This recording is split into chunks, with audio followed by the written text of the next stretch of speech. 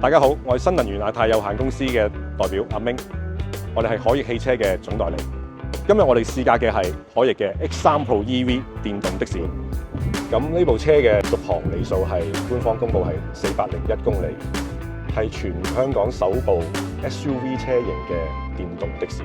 車嘅3電保養，呢部海翼係做緊7年或者70萬公里，以達者為先。3電保養係包括車身嘅本身嘅摩打啦。電流分配器啦 CDU 啦，同埋電池。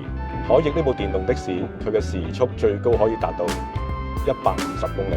為咗照顧後排乘客嘅需要咧，咁後排咧亦都會有個冷氣嘅出風位啦，同埋有個 USB 嘅插頭，可以方便乘客充電嘅。車尾箱方面咧，我哋放到3個33寸大件。我哋嘅電池回收有3段嘅，分別係高、中、低3段。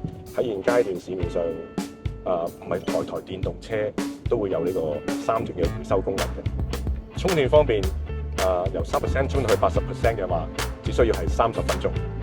喺充電嘅配套方面，我哋有3個主要嘅合作營運商，包括係顯學、3號電站同埋呢個中華電力 CLPE。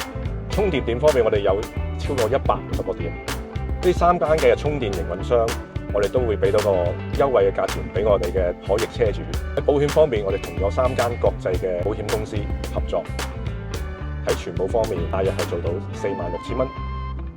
而家我哋海翼 X3 Pro EV 電動的士嘅官方售價係22萬8。